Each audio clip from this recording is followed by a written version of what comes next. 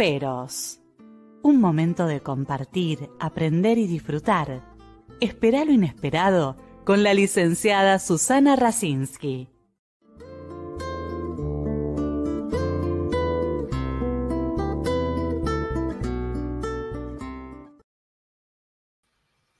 Muy buenas noches. Hoy vamos a disfrutar con un colega conocedor de la pintura, de la cultura, de la ópera y psicoanalista, con el cual ya hemos compartido el libro que lo recomiendo, donde tiene distintos temas, consideraciones clínicas y teóricas del psicoanálisis. Y entre esos capítulos está el tema que hoy nos convoca, que es trauma, cuerpo y creación en Frida Kahlo. Bienvenido, Luis.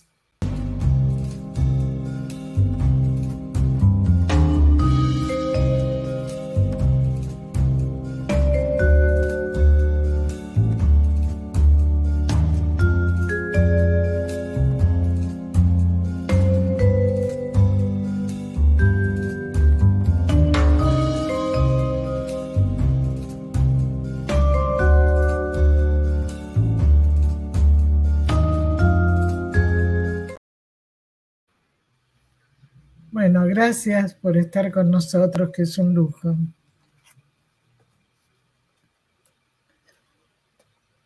¿Me escuchás? Sí, te escucho. Gracias. No, me gustó mucho cómo comenzás el capítulo de tu libro con lo de Frida Kahlo, que lo vamos a leer. La muerte de los seres más queridos, fatal e irremediable. No tiene otra posibilidad de expresarse que a través de la capacidad creativa para llevar el dolor y la vida que perdimos a la vida del arte, de Carlos Fuentes. Así es. ¿Cómo se te ocurrió? Y porque creo que, mira, la vida es una elaboración de duelos. Crecer es perder algo, ya está descrito por Freud, Melanie Klein, o todos los autores, ¿no? Crecer es perder la infancia. Crecer en la adolescencia es perder la adolescencia para pasar a ser adultos. O sea, la vida es una pérdida permanente de cosas que lo significativo, pérdida es duelos. Entonces lo significativo es, justamente como señala Carlos Fuentes, si tenemos una capacidad creativa, nuestra mente, para transformar esas pérdidas en nuevas creaciones, en nuevas riquezas. Desarrollo intelectual sería en cualquier individuo, desarrollo específicamente estético, artístico en un artista, en un trabajo, hasta digamos en un jugador, un deportista, es transformar cosas que se han perdido en una nueva creación. Cada uno en el plano de lo que lo pueda hacer. Por eso acá Frida Kahlo que nos convoca es a través de la pintura. Vos, yo lo podemos hacer a través del psicoanálisis o vos lo haces a través de este programa, pero cada uno crea algo simbólico, porque vos fíjate que lo básico biológicamente nosotros creamos y procreamos en la vida. Nos casamos, tenemos hijos, procreamos, digamos. Eso es biología pura. Pero en realidad transmitimos también algo a nuestros hijos. Hijos, no te digo solamente hijos biológicos concretos. En las creaciones, en tu programa, también es como un hijo tu programa. Sí, como cuando escribimos en un libro. Claro, es algo nuevo que tenemos, que fuimos desarrollándolo. Y siempre, nunca alcanzamos, por suerte, y seguramente la perfección. Siempre podemos corregir y ampliar con algo nuevo. Como todo cosa de conocimiento. Sabemos, conocemos algo, pero siempre podemos aprender algo nuevo. Además, no vas a... Los que tuvimos la posibilidad de conocer la casa de Frida Kahlo, yo te decía, claro, tenía el diario de ella escrito por ella y lamentablemente se lo presté a una colega que no me lo devolvió. Y cuando volví a México ya no lo dan. Pero bueno, era muy interesante su escritura, Tal cual. los colores que usaba, ¿no? Es decir, cómo nosotros a través de los dibujos, como cuando le tomamos a un chico un dibujo, ¿no? O una hora de juego. O sea, a través de eso nosotros podemos inferir un montón de cosas que la persona lo hace a través de otro lenguaje, como ella lo hizo a través de la pintura. Pero vamos a comenzar un poco, que hay gente que a lo mejor no la conoce. ¿Cuál es tu mirada, digamos? ¿Quién es Frida Kahlo? Bueno, comenzaría, si te parece, describiendo, que la gente la debe conocer porque es una famosa. Pero yo tengo describiendo unos cuadros de ella. Sí. Biografía. Puedo comenzar describiendo la biografía, si te parece. Sí, sí. Bueno, ella nació en 1907 en Coyoacán, México. Fíjate, características de ella. Era hija de un inmigrante judío alemán, un fotógrafo talentoso. Es interesante lo del fotógrafo porque esto lo descubrí, o me lo hizo descubrir mucho tiempo antes. Después, un colega, Jorge Maldonado, que me dijo, mira, qué transformación simbólica. El padre sacaba fotos y ella pintaba. Quiere decir que ya en eso había cierta continuidad. Sí, no es casualidad, por supuesto. Entonces, claro, ya tiene cierta influencia. Sí, lo mismo cuando alojó a Trotsky, ¿no? O sea, la figura del padre, ¿qué significaba, no? Pero ahora va a venir de Trotsky también, pero lo que te quiero decir es que las influencias que tienen, ya acá tenés aspecto de identificación tomado de las figuras paternas, que las vamos a conducta. El padre era fotógrafo, ella lo transformó en pintora, digamos, algo que van teniendo algo en común. Y la madre era una mexicana, digamos, ¿no es cierto? De ese matrimonio nacieron, ella fue la tercera de 4 hijas. La última hermana, la cuarta, fíjate vos que nació 11 meses después, ¿no? Hasta eso ya sería, podríamos pensarlo como un cierto indicador, porque a los 2 meses de haber nacido Frida Kahlo, ya la madre se volvía a embarazar, ¿no? Quiere decir como que seguramente ya hay, pensándolo, implicaría cierta pérdida, porque la mamá estaría atendiendo a Frida Kahlo, pero también preocupada con su nuevo embarazo, haciéndose controles, viendo y con la alegría de un nuevo hijo que venía, ¿sí? Ya alguien que le estaba sacando un espacio, si quieres, pequeño de placer en ese espacio que podía tener Frida Kahlo de su nacimiento. Bueno, eso te lo diría de nacimiento. Continúo con la historia, ¿no? Porque tuvo, en realidad, pobre Frida Kahlo tuvo una historia muy traumática en su vida, ¿no? Realmente no deseable para nadie. A los 7 años contrajo poliomielitis. Ya le trajo varios meses en cama y le dejó una discapacidad física. Fíjense, una niña de 7, 8 años. A ella tanto se burlaban de ella que le decían Frida pata de palo, quiere decir que caminaría rengueando, podremos decir. 10 años después, o 9, a los 16 años, conoció a Diego de Rivera. Mirá vos qué jovencita en plena adolescencia.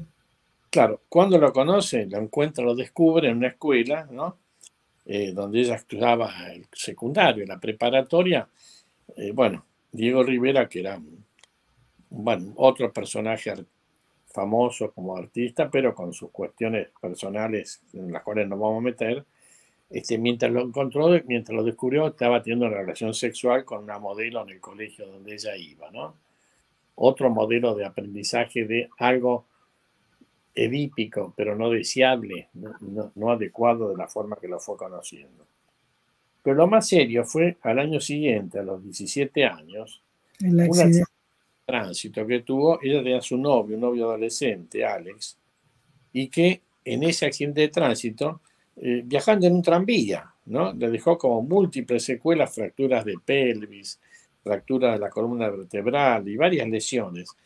Tal vez dentro de todas ellas, obviamente, la lesión de la columna sabemos con los años lo que duele hoy en día la columna, pero una muchacha joven de 17 años tuvo una perforación de la vagina. O sea, creo que se le metió un hierro del caño, del tranvía donde estaban circulando, se le metió y le perforó la vagina.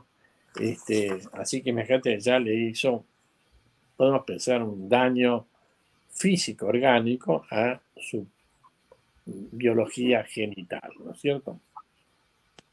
Inmovilizada después de este accidente durante muchos meses, comenzó a pintar. La familia se ve que le regaló en la trigger elementos de pintura, estaría en cama, estaría postrada, y bien, la gente de la familia le fue regalando elementos para que pudiese desarrollar mientras estaba seguramente sin poder deambular. Bueno, comienza su actividad. A los 22 años, ya lo conocía, se casa con Diego de Rivera.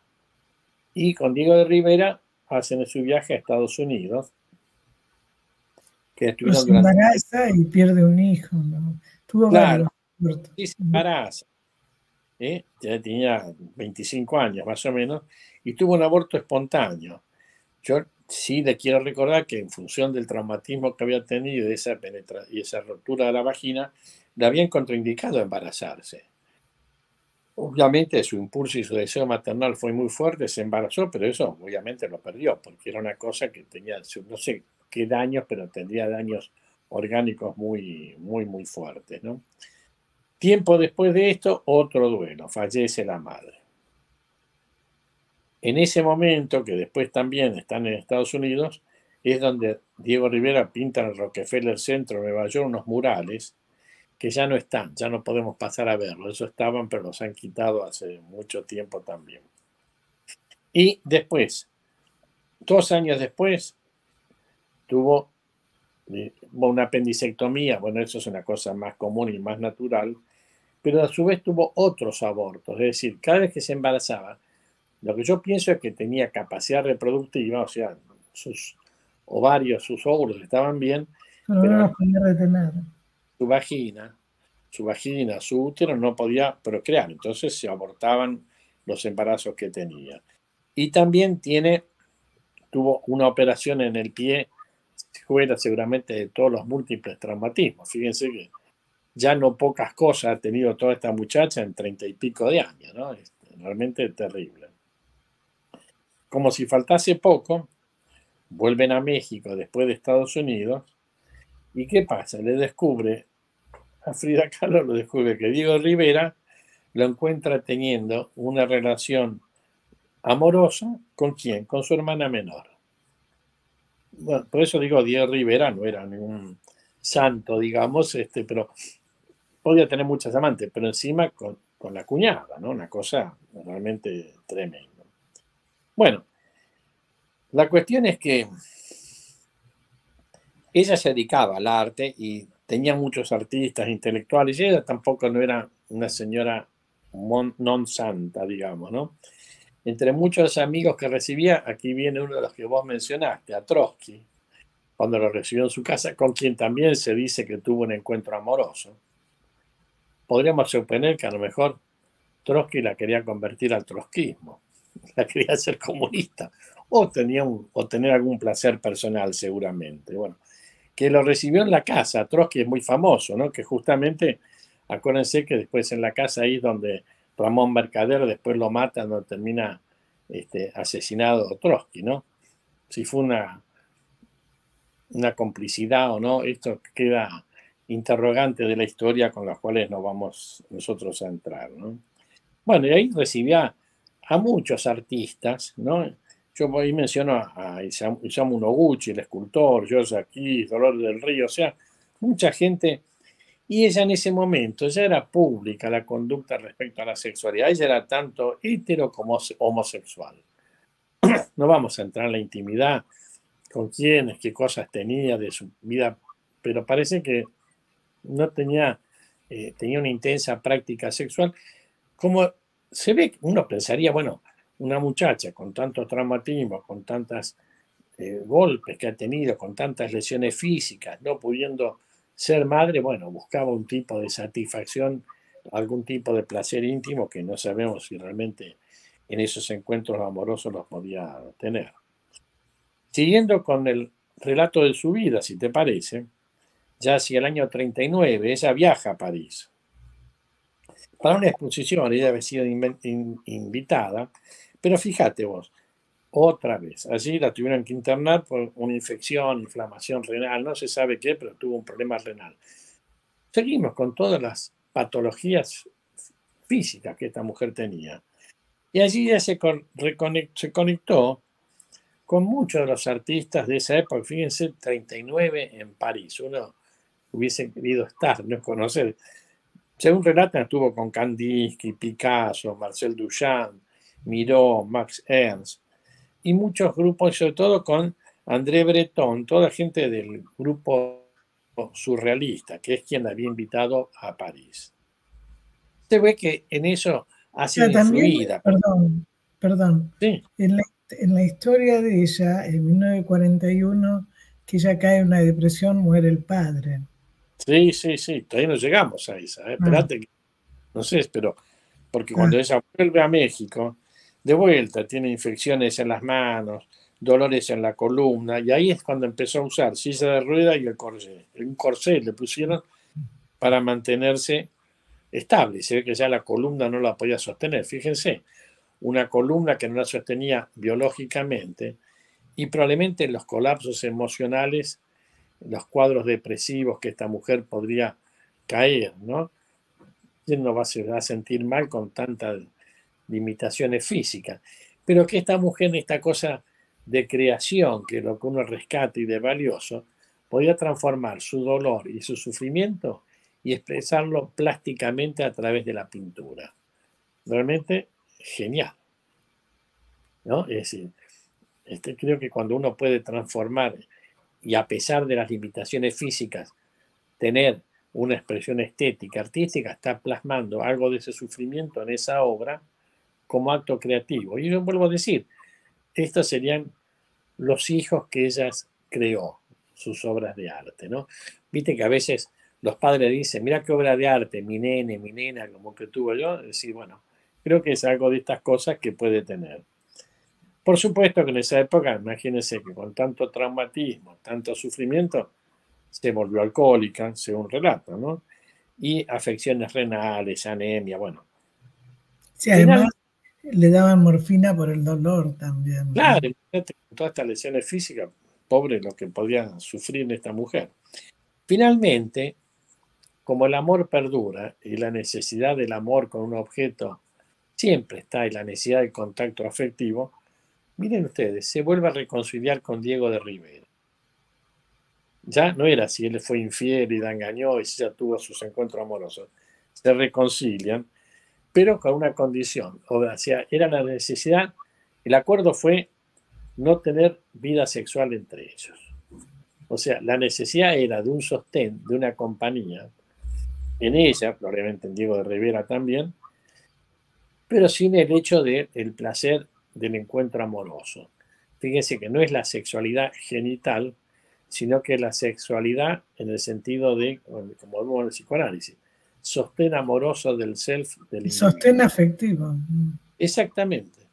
Es que justamente en la vida amorosa el sostén no es solo, se concreta, digamos, en la vida adulta, en el encuentro genital, pero también en el sostén que representa el otro para uno. Cuando un enamorado le dice a la enamorada, vos sos mi sostén, ¿no? Me caería en la vida si no estuviese con vos, cosas, digamos, de la vida corriente que debemos haber atravesado todos, ¿no? A continuación de todo esto, como vos decís, fallece el padre, nuevo duelo, como si ya no tuviese traumas y golpes previos, sino ahora muerte del padre, duelo. Eso, por supuesto, ahí, según relatan en su historia, tuvo una seria depresión con la muerte del padre y ahí se empezó a agravar manifiestamente sus dolencias físicas, ¿no? De las cuales, de todo esto, miren, yo creo que la vida uno lo relata y a uno le duele, ¿no? Tuvo operaciones de columna, operaron de las piernas, todo era para aliviar el dolor y los intensos dolores que tendría en la columna. Yo me imagino que uno hoy en día, pasado los 50, 60 años, todos tenemos dolores, achaques, que la columna, que la pierna, que el otro. Imagínate esta mujer con todas esas lesiones previamente, ¿no? Y ya varios años antes de morir, ya hacia 1946, ya para calmar los dolores, según está relatado en la biografía de ella, ya recibía morfina. Quiere decir que, miren la intensidad del analgésico, lo que tenían que administrar para aliviar el dolor físico, vamos a decir, ¿no? Y también, por supuesto, siguiendo agravado y con todo esto, que se debía tener trastornos vasculares, gangrena en un pie, la tuvieron que operar, después más operaciones de columna, al final tuvieron que amputar una pierna y quedó en silla de ruedas, andando en silla de ruedas, incluso, bueno, como dije antes, con una pierna amputada, ¿no? Así que ya en 1954 finalmente fallece, tendría 40 y pico de años, ¿no? Así que 46, 47 años. Casi toda su vida se la pasó con operaciones, con enfermedades, ¿no? Mostraba lo que le pasaba también internamente, ¿no? Exactamente, eso es el relato del sufrimiento de ella, que después lo vamos a ver, que creo que está reflejado. Sí, en 10 minutos más o menos ya avisó el productor que va a pasar las imágenes para que vos hables. Y fíjate, incluso respecto a la causa de muerte de ella, oficialmente es una embolia cerebral. No se sabe si eso fue así o si realmente fue un suicidio. Pero bueno, lo oficial es la muerte, ¿no? Y fíjate que en toda la vida de ella, en todos estos años, creo que están descritos que tiene más de 200 cuadros pintados. La mayor parte de todos ellos han sido autorretratos. Fíjense que los que han visto las obras de ella y todo esto lo podrán constatar. Yo diría que esperaríamos para ver todavía esta obra que están poniendo. Sí, esa es la última. Pero no importa. Esperamos un poquito, Adrián, y te decimos. Adriana me había puesto, faltaban todavía 10 minutos para pasar las obras. Pero me parece importante también que vos puedas explicar con tus conocimientos, no solo de Frida, de pintura, ¿por qué se la pone como que la pintura de ella es surrealista? ¿Y con qué coincide con el periodo inicial del psicoanálisis? Y bueno, vos fíjate, había visitado a André Breton, había estado ella con André Breton, uno de los fundadores del movimiento surrealista. Esto estamos en 1924, 1925, alrededor de todo ello. Que ahí fue cuando Breton lanza el primer manifiesto surrealista, ¿no? Y él fue justamente quien la invitó, interesada, ella ya estaba pintando, a hacer sus exposiciones en París. Y fíjate, y creo que lo decía André Breton, que México no era un país común. Los que han visitado podemos compartir, ¿no? Porque Breton decía que era un país surrealista, porque tenía una mezcla étnica y religiosa. Porque fíjense lo que han visitado, indígenas y españoles, ¿no? Y también toda la mezcla étnica de residentes y exiliados, porque fíjense la cantidad de exiliados políticos que se iban a refugiar allá. Ya hemos mencionado, ¿no? Varios que han estado allá y han continuado, creo que hasta nuestro siglo, ¿no? Muchos que han emigrado allá. Entonces, muchos oprimidos, opresores, es decir, yo diría como una conjunción de distintas polaridades de la existencia humana, ¿no? Y algo de eso buscaba André Breton tratando de desarrollar o ampliar el campo de la pintura, ¿no? Y yo comento también allí que acá, a Frida Kahlo, también la plantean dentro del surrealismo, la equiparan con otros artistas, también como Dalí, Magritte, Delvaux, Picasso, ¿no? Pero a veces yo no soy experto en arte, ¿no? Todos ustedes conocen y saben y han visto estas obras.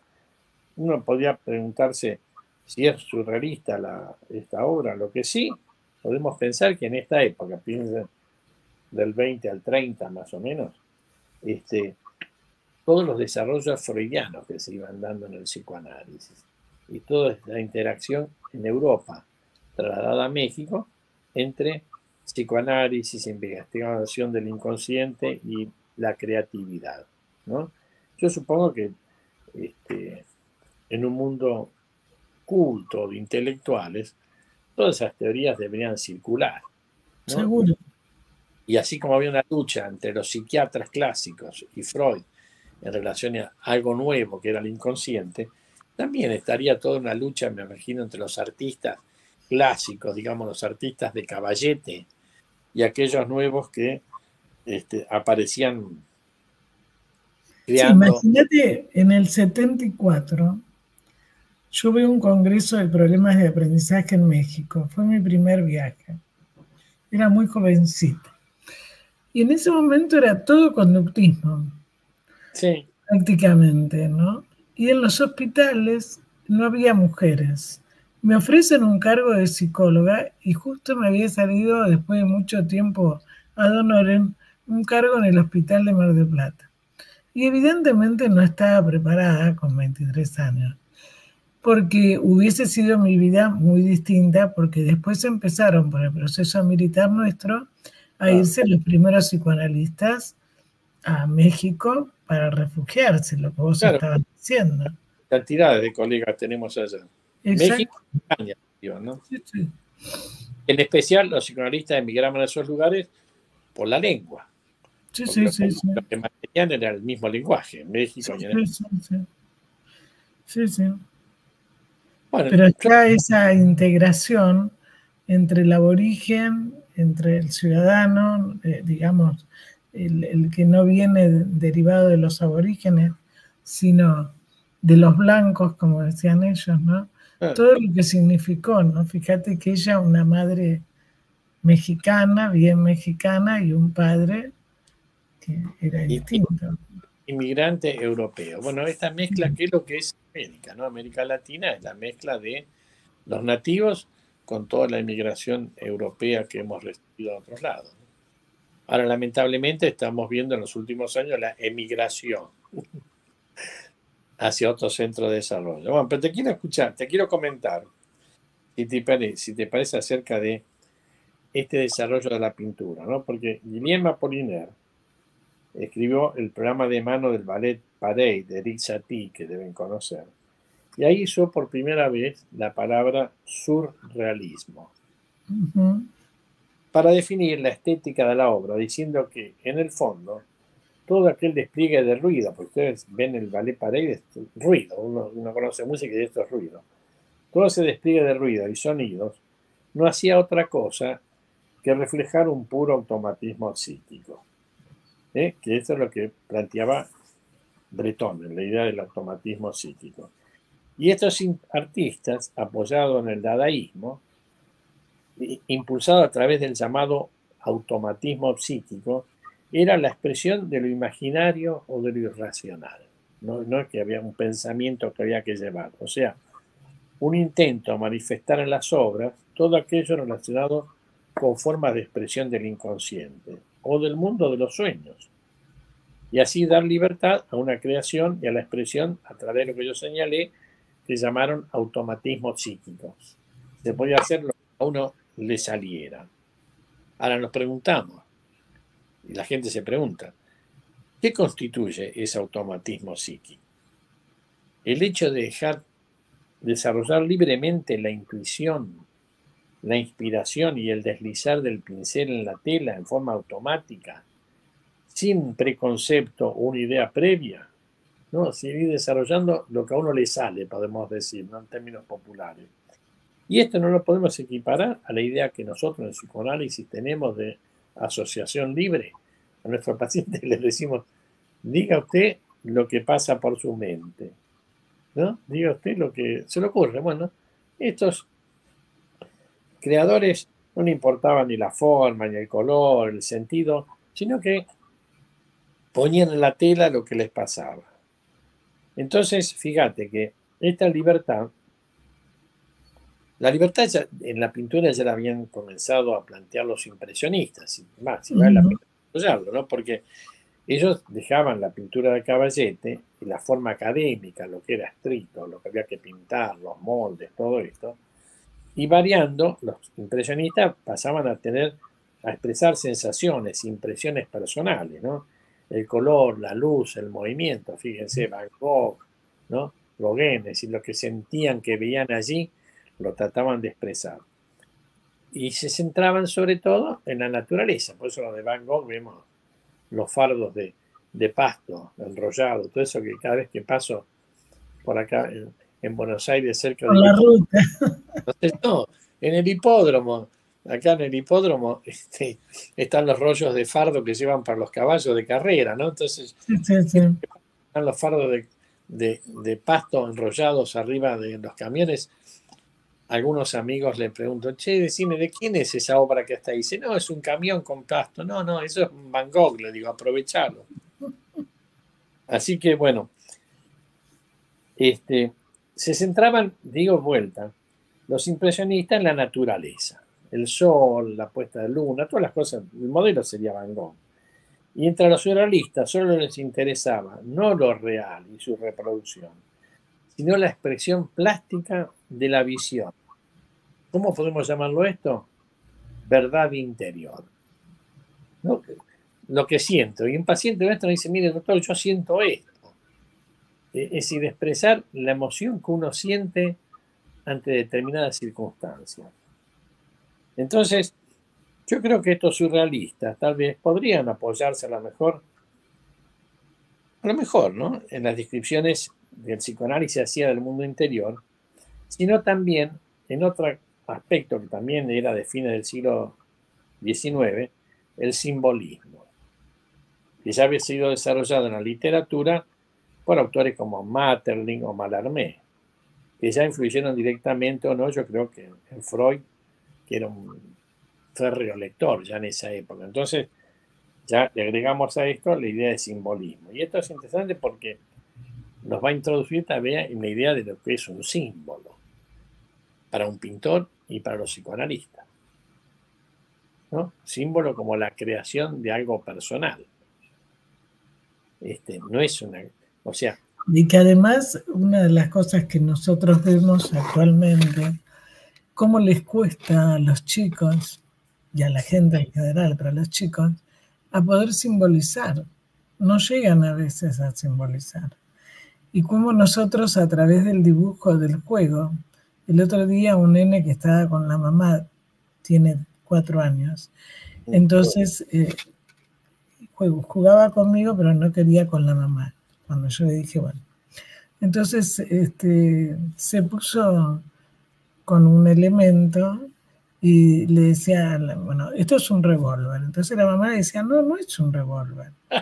Sí, para el chico es un revólver. Entonces me decía, pero claro, siempre terminamos peleados. Y sí, a ver, si vos querés que él juegue a lo que vos simbolizás y a lo que vos, ¿no? Claro. Digo esto, ¿no? Que es tan importante, como el otro día hablábamos con los tatuajes, cómo simbolizan la historia de la persona, ¿no? Que son simbolizantes. Pero a eso yo le agrego, como comentario, un intento del sujeto de tener registrado en su cuerpo, sí, que no se le pierda, ¿no? Es decir... No, sí, lo hablamos eso cuando hablamos de tatuajes, sí, por supuesto. Tener representado algo, el problema que yo creo que a veces pasa con los tatuajes es cuando se perdió algo de eso que está representado, ¿viste? El que puso el nombre de una novia, pero después sí, se... Sí. Eso crea... Sí, bueno, necesita tener grabado lo que no pudo tener grabado a nivel afectivo, ¿no? Sí. Claro. Y fíjate que de vuelta, todo eso nos va a remitir en última instancia a los duelos. ¿Qué cosas tenemos y qué cosas perdemos?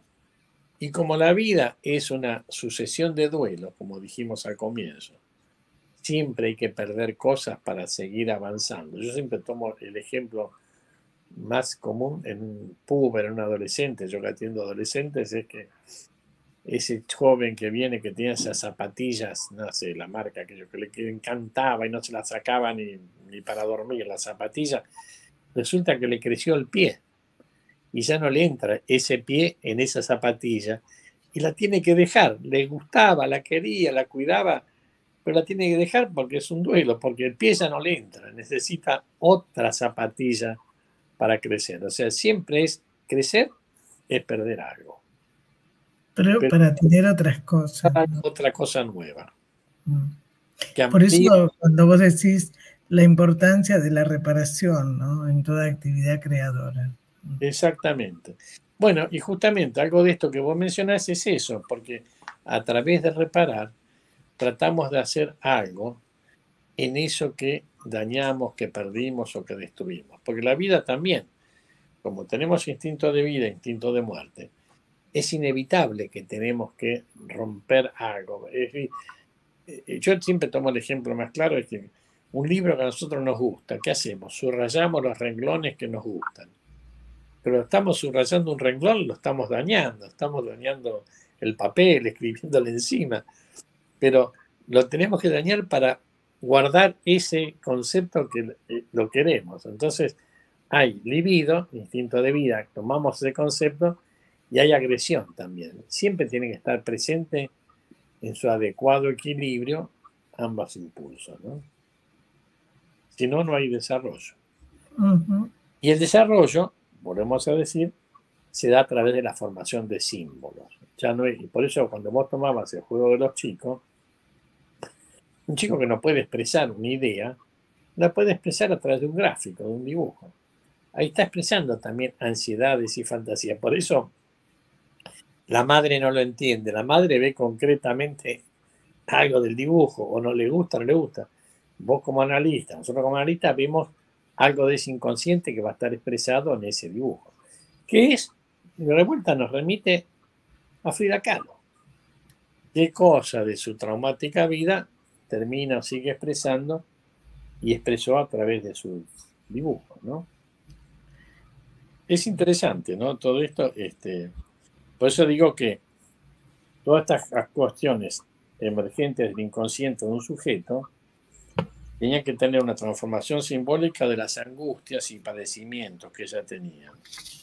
Pero no son expresiones directas, sino que son expresiones simbólicas que se expresan a través de un cuadro. Fíjate, cuando hay algo que no se puede expresar simbólicamente a través de un dibujo, de una palabra, de una pintura, de una escritura, pues fíjate que es lo que también vemos en las enfermedades psicosomáticas.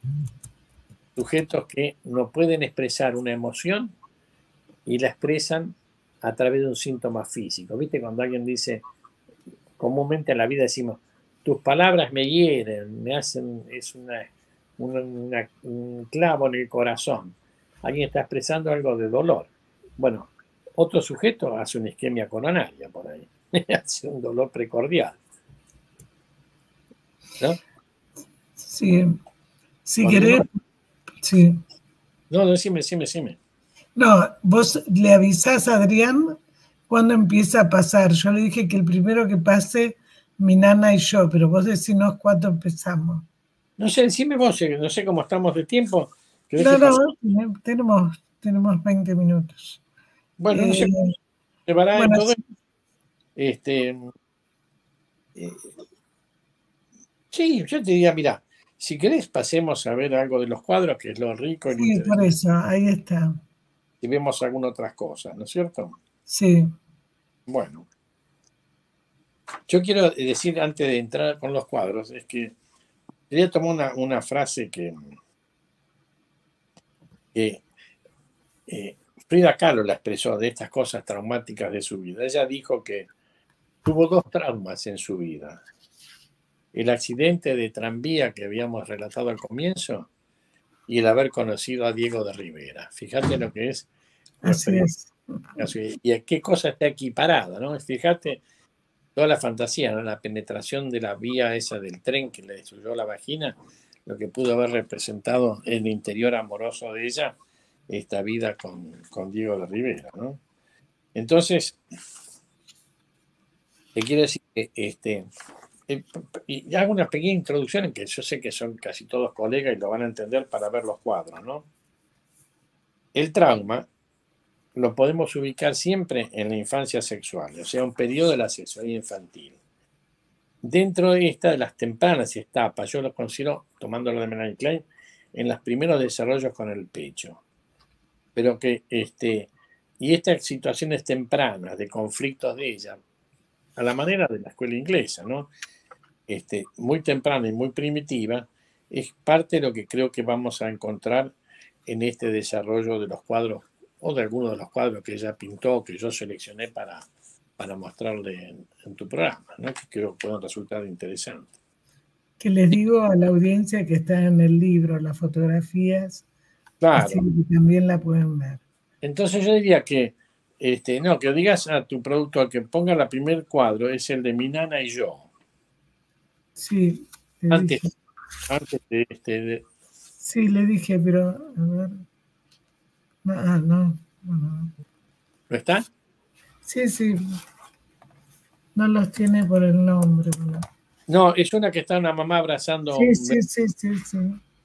Ahí está. Ahí está. Es esta, sí. Justamente, ahí si se ve bien el cuadro, si lo pueden ver. Esta obra que todos conocerán se llama Mi Nana y Yo. Entonces yo creo que ahí ella refleja sus estados mentales primitivos, ligados en este caso a estos padecimientos tempranos y primitivos, como yo decía, llamándolo al pecho, ¿no? Y ahí tomó también, como señala Hannah Segal, que lo importante no es la reconstrucción de la infancia de un artista, sino que lo que vamos a tratar de ver son el descubrimiento de las fantasías que están expresadas en una obra de arte. Fíjense, si van a ver bien la obra, muy conocida, esta la habrán visto en México. Es tremenda, ¿no? Porque la nana aborigen, claro, un pecho, el que le está dando a ella, pero que no la mira. Exactamente. Y por otro lado, ¿no es cierto? Ella de adulta, pero con una nena, ¿no? O sea.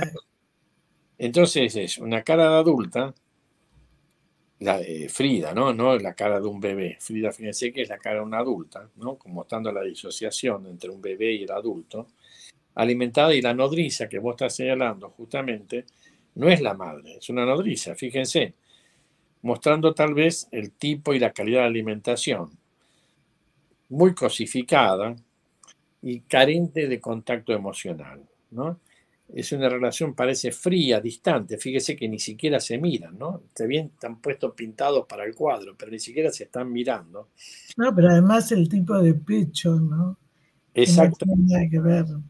Exactamente. Y primero, yo digo, el contacto visual que la envuelva, ¿no? Porque mi madre ve al bebé, mi bebé lo ve, lo mira, y solo hace el acto mecánico de la alimentación, que esto que vos decís, fíjate.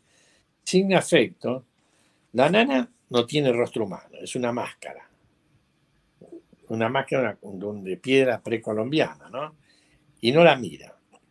Entonces es un pecho que alimenta, pero sin amor. Fíjense que el pecho, que está donde ella está tomando el pecho, lejos de nutrir afectivamente, yo diría, la priva.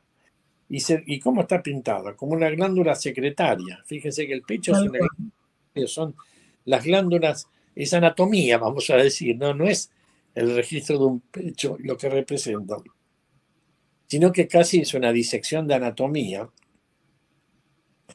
Y el otro pecho, fíjense, el otro, que es el pecho como lo vemos representado siempre en el arte, que representa el afecto, es el que no está conectado con ella.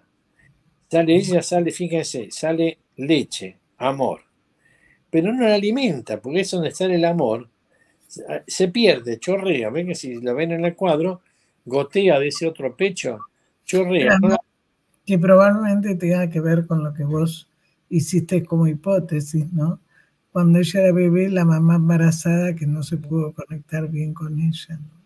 También, exactamente, agregado a eso, con el embarazo, antes o durante o después, poco contacto emocional, ¿no? Y seguramente la mandaría a alimentar con una mucama, con una nana, no sé si la madre le habría dado al pecho, no, eso no lo podría decir, no lo sabe, ¿no? Entonces lo que yo digo es que, pues yo tengo el recuerdo, la idea que justamente la madre no le da el pecho, por eso contrató una mucama, una nana, que no es lo mismo. Justamente como vos decías, por haber nacido la hermana. Y después a esto se agregaron todos los traumas físicos, emocionales que que desarrollamos antes. Tal vez podríamos decir compulsión de repetición. Y también la otra cosa que yo resalto en esto, en el trabajo, es lo interesante. Fíjense, esta nana alimentándolo con esa máscara, esa cara que tapa todo vínculo emocional. Y yo la contrastaba con también visitando museos renacentistas donde están Madonas alimentando en sus pechos a los bebés. Eso habrán visto infinidad de pinturas más clásicas. Claro, con la de Siqueiro, con David Siqueiro. Bueno, esa con la que yo quiero contrastar, Claro. justamente, eso ya para tomarlo en un periodo y en una misma época. Estamos en México, entonces podemos contrastar con esta otra de David Siqueiro, si lo pone ahora, que la que había puesto antes, creo, o si la puede poner para que la vea la gente,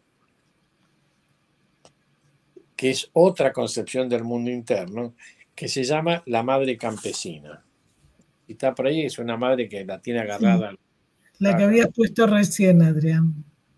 Si está ahí para que lo puedan ver la gente. Sí, esta. Ahí está, fíjense. Miren, si ponemos esta obra, esta es de David Siqueiros, otro pintor mexicano, que refleja otra concepción de lo que nosotros llamamos el mundo interno. Se llama La Madre Campesina de 1924, donde se puede ver, fíjense, la misma escena anterior, pero con otra concepción totalmente diferente. Sí, así, la ternura, la mirada, el abrazo. Mientras yo la veía, un bebé alimentado por su madre, pero dentro de un clima emocional y de afecto. La madre lo abraza, lo sostiene en sus brazos, fíjense el holding, y con la tierna mirada lo observa. Como yo digo, lo sostiene emocionalmente. Fíjense la madre, ¿qué es lo que hace una madre? Agarra a su bebé, lo tiene en el brazo y lo mira, ¿no? Le habla, lo toca, lo acaricia y lo besa, incrementando así el contacto afectivo y físico.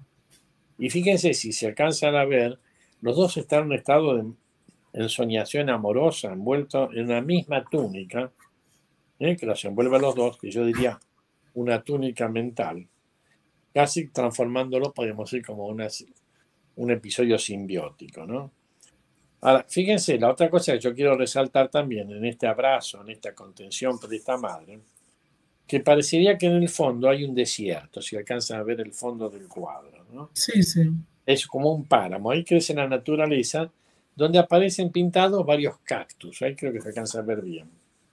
Pero uno de ellos, fíjense que está detrás, muy grande, yo lo entiendo así, ¿no? Yo creo que es el que representa el soporte de lo que nosotros llamamos el pene paterno. Ahí entramos en la triada edípica, ¿no? Ese soporte del pene paterno, ese amor nutricio maternal. Y en el fondo, si se alcanza de ver, en el fondo de todo el cuadro, hay una luz que sale del sol, una luz que se eleva a la tierra, iluminando así este acto amoroso y de contacto afectivo. Fíjense qué diferente esto al cuadro anterior. Acá hay una madre abrazando, besando, acariciando, conteniendo, con una figura paterna que aparece, y eso le da luz a la vida, yo diría, ¿no? Simbólicamente en todo esto, ¿no? Siguiendo estas cosas, si te parece, expresadas en estas obras de Frida Kahlo, podemos pasar al próximo cuadro, que es Las dos Fridas. Las dos Fridas, sí. Están las dos mujeres. Si lo ponen ahí, lo podemos ver ahora. Ahí está, fíjense que es interesante. Este se llama Las dos Fridas. Son la doble imagen de Frida, de ella misma. ¿Qué muestra esto? Su disociación. Tal como se la produce, ella aparece en muchas obras así. Está una es la Frida mexicana, un vestido, y la otra la Frida europea. Yo diría, la dividinal amante, con Diego de Rivera, y aquella hostil que lo rechaza Diego de Rivera. Pero si alcanzan a ver, ambas conectadas, arriba hay un vaso sanguíneo que conecta a las dos. Si se alcanzará a ver la imagen, arriba se ve ambas conectadas y unidas en su disociación por un pequeño vaso sanguíneo. con un corazón sangrante de dolor. No sé si alcanzan a ver los dos corazones que están allá como sangrando. Sí, sí. La obra, justamente, yo la leí, lo encontré, la pintó cuando descubrió que era engañada con la hermana, remarcando así la pérdida no solo de su pareja, sino de una parte de su persona, de su self, que se va desangrando. Yo diría hemorragia mental, derrame de las emociones, ¿no? Hemorragia, se le caga la cabeza. Y fíjense, si alcanzan a ver sobre el cuadro, sobre donde está el cuadro, la pollera blanca, apenas lo puede sostener la pinza del cirujano, ¿no? Hay una pinza como que el esfuerzo sería de parar la hemorragia, parar la depresión que podía experimentar y sentir esta mujer ante el engaño, ante la desilusión del objeto amoroso, ¿no? Ya, imagina, bueno, una muchacha, pero puede ser los hombres lo mismo, encontrar y descubrir el engaño de su marido, pero encima con la hermana, ¿no? Es decir, ni siquiera un desplazamiento, no quiere decir que sea normal y lógico, pero un desplazamiento hacia un objeto externo, ¿no? Sino como, es como decirle, nena, vos no te quiero a tu hermanito, ¿no? Cuando ustedes piensen, si los padres echan un chico y dicen, no, vos no te quiero, prefiero a tu hermano, más drama y sufrimiento para un chico, ¿no? Bueno, y si les parece, podemos pasar al último de los cuadros. ¿Te parece? Sí, sí. A ver si está por allí, si lo... Tenemos 8 minutos, así que perfecto. Vos me vas diciendo, vos me parás, decís, me preguntás. Fíjense si alcanzan a ver este cuadro que es muy, muy interesante, muy lindo. La cara es bien esa, ¿no? Si ven ahí, ven esa. Entonces, este cuadro se llama la columna rota, donde yo lo que planteo es cómo ella simboliza claramente su estado mental, es decir, la estructura quebrada de su self. Fíjense que el sostén de ella, lo que se ve en el medio, el sostén de ella es su columna, no la columna vertebral, es una columna jónica, rota en múltiples puntos. Se alcanza a ver que está quebrada esa columna en muchos puntos. ¿Cómo se sostiene? Con un corsé. ¿Ven el corsé que está afuera? Sostén precario de su self. Tal vez, probablemente, como ella sostenía, son conjeturas, ¿no? Escasamente sostenida en su mundo exterior por Diego de Rivera. Y en su interior, por el déficit de un objeto bueno interno contenedor. Entonces, doble falencia. El objeto externo al que encontró Rivera no la sostenía amorosamente, la cañaba. Y la falta del self de un objeto interno, mamá que no la alimentó, no la cuidó, se fue con la otra hermana y demás. O sea, la fractura de su columna, su sostén emocional, ¿no? Que está representada en la columna de la pintura. Y lo otro que podemos ver también allí, si ven en el cuadro, que es muy interesante, la grieta que ella tiene en su mente, como está abierta la grieta en la pintura de su cuerpo, ¿no? En la carne herida. Yo diría su self, ¿no? Es decir, la grieta en su cabeza y en sus emociones. Y si miran hacia el fondo, fíjense que es un paisaje árido, nada, no hay nada atrás, ni un árbol, no hay un vegetal, no hay nada atrás. El contraste a lo que decíamos con la otra columna de la de Siqueiros, la de donde estaba todo el fondo con los cactus y el sol y todo esto detrás. O sea, un paisaje árido. Detrás de esa fractura que ella sentía emocional, no había nada detrás. Yo creo que... Sí, perdón. No, que vos muy bien decís cuáles eran los intentos de ella al poder pintar sus autorretratos. Claro, bueno, justamente, simbólicamente, como decías vos, cuando un chico dibuja, trata de expresar una sensación emocional reflejada en una obra de arte, vamos a decir. Acá, yo por eso en esta pintura de la columna rota, lo que digo es el paisaje árido, la soledad, el dolor, y está llena clavada, la sacaron la pintura, pero todo lleno de alfileres, ¿no? Serían los dolores, las cosas tuyas que me han herido, podríamos decir, todos estos alfileres, ¿no? El dolor físico que aparece representado en todos esos lados por esta flecha. Lo que vos me decís es el intento de reparar los daños o el sufrimiento que tiene, o poderlo transformar o expresarlo simbólicamente a través de una obra de arte. Y esto es muy rico porque, a ver, una persona menos creativa, con menos, sí, riqueza emocional, intelectual, a pesar del sufrimiento, podía haber hecho un episodio psicótico, se podía haber suicidado. Con tantos episodios y cosas que le han sucedido, muchas personas, cualquier suicida, digamos. Alguien que no tenga capacidad simbólica, también decimos, ella lo podía transformar en creación de símbolos. Alguien que no tiene capacidad simbólica, a veces expresa esto, y esto ya son avances, digamos, de todos los últimos años del psicoanálisis, a través de afecciones psicosomáticas. El cuerpo como expresión de algo que las palabras no pueden decir, ¿no? Vieron que a veces uno dice, ¿no? En un encuentro amoroso, sentir tu amor me hace latir el corazón, ¿no? Me hace palpitar de emoción, ¿no? Pero uno está expresando un deseo amoroso.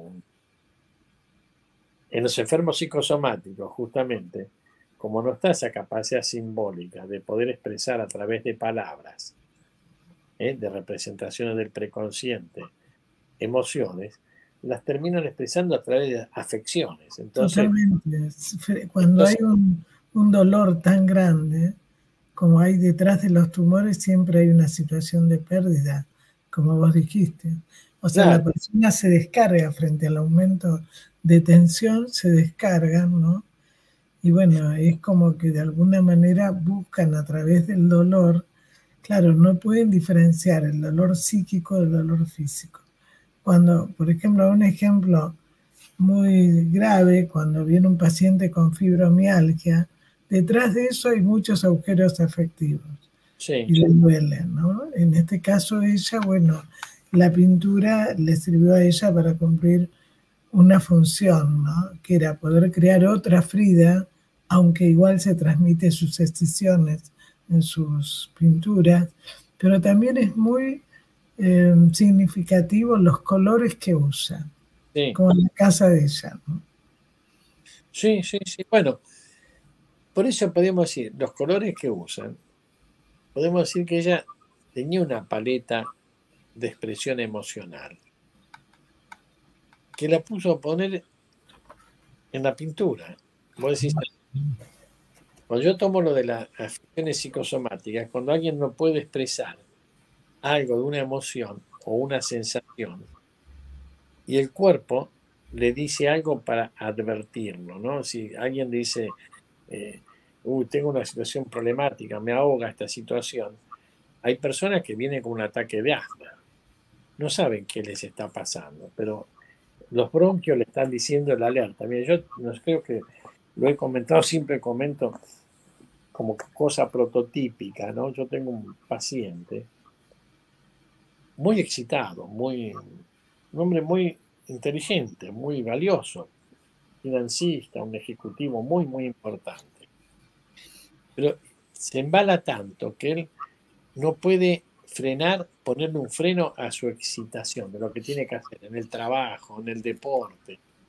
Va a tomar el modelo del deporte, porque entonces a este hombre le gusta jugar al fútbol y tiene que ser el titular del equipo y estar siempre presente, ¿no? Entonces juega un partido de fútbol, termina eso y bueno, juega el segundo partido de fútbol y juega ahí y ve que en el tercer partido le falta un jugador y él va y juega de vuelta. ¿Qué le pasa a este hombre? No es por el esfuerzo que hizo. Le agarra una contractura o tiene un desgarro y ese es el cuerpo que le dice, mirá, pará que acá no podemos seguir. Claro, pero además, cuando juega, ¿no? Todo es haciendo para evitar mostrar lo que siente, ¿no? Claro, es Pero, descarga y la búsqueda de reconocimiento. Como si bueno, el fútbol no podría existir si él no jugase esos partidos, ¿no? así es. Luis, se nos fue el programa, te dejo el cierre del programa y te agradezco y te convoco, por supuesto, para otro momento, porque siempre aprendemos con vos y además los dos lo disfrutamos mucho. cerrar el programa con lo que vos quieras. Voy a mostrar el libro para que la gente lo recuerde. Bueno, no, y lo compre. yo te agradezco a vos. Yo te agradezco a vos la invitación. Para mí es muy agradable y te agradezco. Es un reconocimiento que puedo colaborar en tu exitoso programa tan bueno y que, bueno, trato de aportarte algo que ayuda y que le sirva de interés al público que sea numeroso que te pueda seguir. Y que esperamos que todos podamos seguir disfrutando. Así no es. solo obras de arte, de tu programa y seguir disfrutando de la vida. Gracias. Sea que tenemos y esperemos seguir teniendo muchos programas de vida por delante.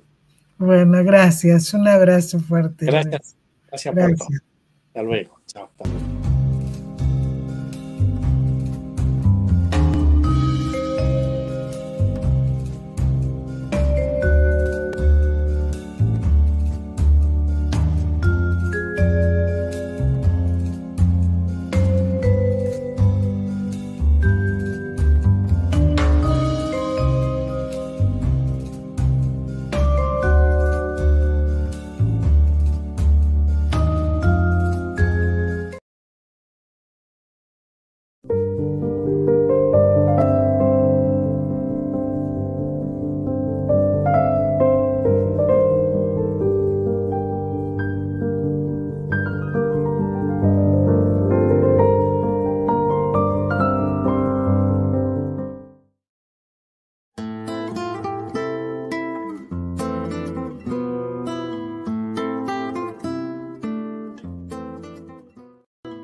Sin peros.